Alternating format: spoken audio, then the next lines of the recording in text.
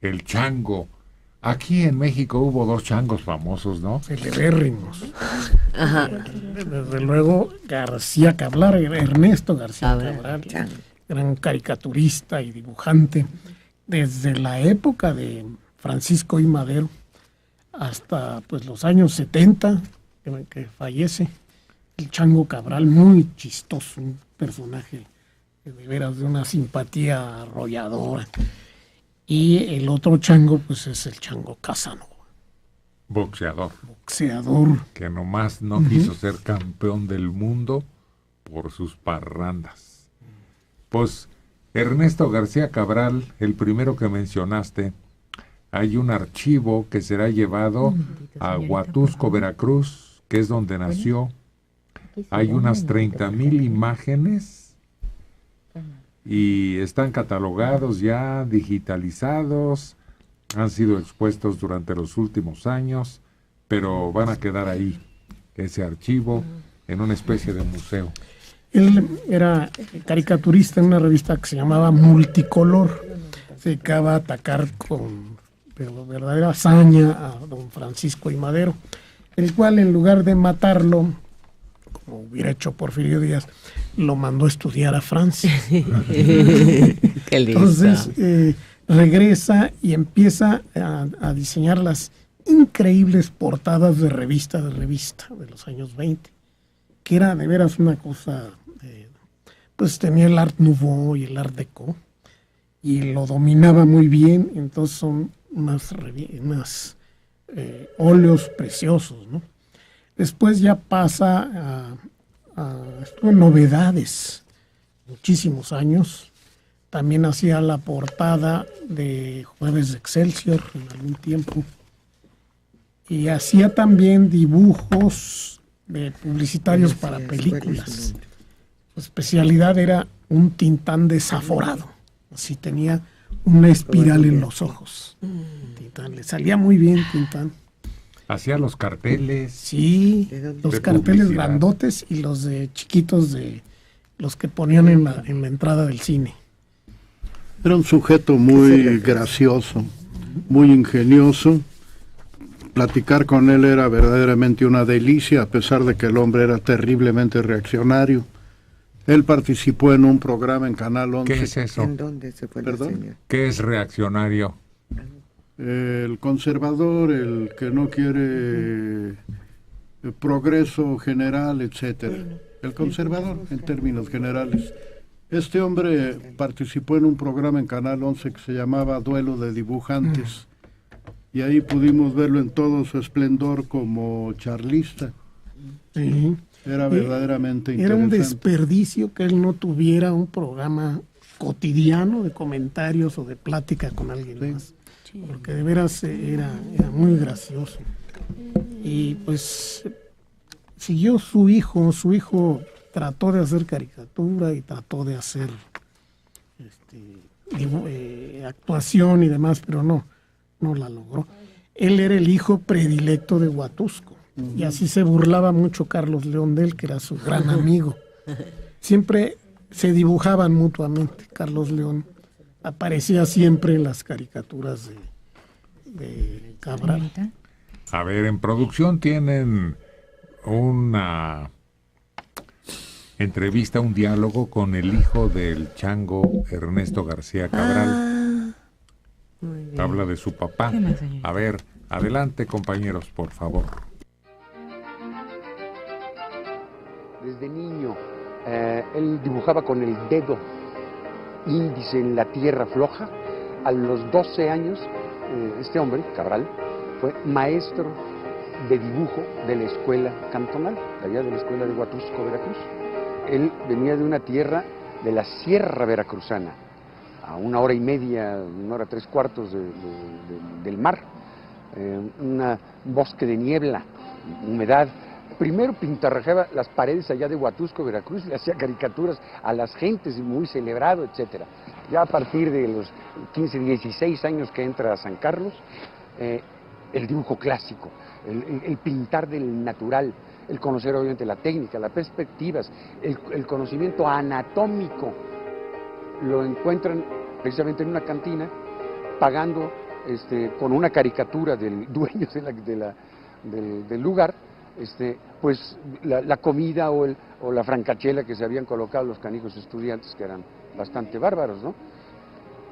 Y la caricatura le da de comer, y con ello logra una beca. Ya cuando cae don Porfirio y viene Madero, Madero pues se lo quita de encima elegantemente y lo manda a París con una beca. Estamos hablando de 1912 a 1916, 17, que ya lo rescata don Isidro Fabela y se lo lleva a Argentina. Diego Rivera y José Clemente Orozco lo consideraban como el mejor dibujante entre todos ellos. Y siempre estuvo metido en el cine. Y cuando viene la época de oro del cine nacional, pues hombre, jalan a Cabral inmediatamente. Y él hace los carteles. Diviértanse con el chango. Qué interesante. Reseña del hijo de El Chango, con el mismo nombre, Ernesto García, hablando de su papá. Rafael Aviña, ¿qué óvole, qué óvole, qué óvole? ¿Qué óvole, Héctor? ¿Cómo estás? Fíjate que me estaba acordando que García Cabral aparece pues como actor en una pequeña parte en una película que se llama En este pueblo no hay ladrones, el que fue una de las ganadoras del primer concurso de cine experimental que dirigió Alberto Isaac. Él está ahí, también aparece ahí Buñuel, entre otras personas, Juan Rulfo también, García Márquez también, en esa película. Todos esos, fíjate nomás, es un documento fílmico ese. A ver, repite los nombres, pero completos. Bueno, es Ernesto García Cabral, Juan Rulfo, Luis Buñuel, Gabriel García Márquez, y la película se llama En este pueblo no hay ladrones. La protagonizaba Julián Pastor y la dirige Alberto Isaac. Como eran cuates Sí. de Alberto, yo creo que por eso se comprometieron, los invitó y gentilmente accedieron, ¿no? Sí, porque además en esas películas del concurso de cine experimental, pues, o sea, hasta donde sé, no le pagaron a nadie, o sea, todo era de amigos, en efecto. Y todas las películas que se hicieron en ese concurso fueron así. De hecho, el guión de esa película es de García Márquez y también de Emilio García Riera y el propio Alberto Isaac. De hecho, Emilio García Riera, ya me acordé, también sale en la película. La Flecha Colimense. Sí, de Alberto Isaac, que fue director de Cineteca y también del INCINE. Sí, él se metió al cine y al periodismo.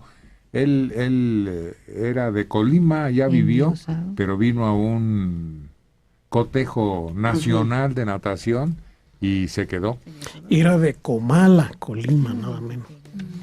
Sí, un lugar muy bonito. Y de hecho él dirigió el documental que se hizo sobre la Olimpiada en México y también cuando fue el Mundial de Fútbol en 1970. Así es. Y de hecho también Cabral apareció en algunas películas en el cine silente, en el cine mudo. Hay una que dirigió algo de la aristocracia, pero no recuerdo bien el nombre. ¿Mexicana? Mexicana, sí. La dirigió este escritor también famoso, intelectual de los años 20, Sáenz de Sicilia. ¿Quién sabe cuál será? Gustavo. ¿Y dónde andará? Oye, la otra vez vi el gabinete del doctor Caligari. ¡Qué impresionante está! Se asusta y llama la atención y tiene escenarios y actuaciones pues muy relevantes. Sí, además, bueno, estábamos hablando de una película filmada hace casi 90 años, ¿no? Una película alemana que pues de alguna manera representa precisamente este movimiento artístico y cinematográfico que fue el expresionismo alemán. Junto con el acorazado Potemkin, fue de los más famosos filmes, ¿no?, de aquella época. Sí, exactamente. Todas esas películas se hicieron en los años 20, ¿no? No sé si recuerdes un breviario del Fondo Cultura que es El cine de George Sadul, donde vienen imágenes de estas películas que yo por primera vez me enteré que existían ahí, y después he tratado de verlas. Yo no he visto Nosferatu, ¿tú sí? Una vez Mario. la vi, sí, y también la de El Golem, Ah, así, terroríficas. y la otra Metrópolis, ¿no? Sí, también esa dirigida por Fritz Lang con este robot impresionante, un robot femenino que se llamaba María. Y que esas películas, pues de alguna manera fueron las iniciadoras del cine moderno. Es la cuna del cine, Exactamente, sí. aparte de la salida de los obreros, la llegada del tren, que fueron las primeras imágenes que consiguieron ya en forma de cine, de imagen cinematográfica. Claro, y además incluso un poco antes que Caligari y el acorazado Potemkin de Eisenstein, o en el Golem, este cineasta David Ward Griffith, que hizo El nacimiento de una nación e Intolerancia, este hombre ya mostraba pues lo que va a ser la narrativa cinematográfica, ¿no? Los diferentes planos, el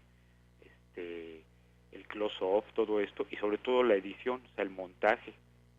Creo que Eisenstein también entraría en este grupo, ¿no? Sí, no, sí, definitivamente. Por ejemplo, en la película esta del acorazado Potemkin, la escena esa que cuando hace este montaje de los leones de las escaleras, que tú ves a un león como dormido, como que se va parando y de pronto cuando ya está en posición de alerta, es muy impresionante. O la secuencia de la escalera de Odessa, la carriola esta que va cayendo con el niño, que después Brian De Palma de alguna manera la imitó en Los Se la pirateó. Sí. No, yo me refiero a Viva México, Bueno, ese es un peliculón. que no se han recuperado en su totalidad los rollos. Sí, además es que esa fue una aventura fallida de Einstein en México, donde se la pasó muy bien, al parecer, y las imágenes que hay son muy impresionantes. De hecho, fíjate, Héctor, ahora que mencionas precisamente que Viva México, se estrena hoy una película que se llama Hecho en México, y es una película apoyada por Televisa, filmada por un director británico, y bueno, o sea, no es la primera vez que un artista extranjero hace o intenta hacer un retrato profundo del mexicano. La verdad es que Viva México es una de las mejores películas que se han hecho sobre nuestro país. Nuestra esencia. Una pausita, por favor, Rafael.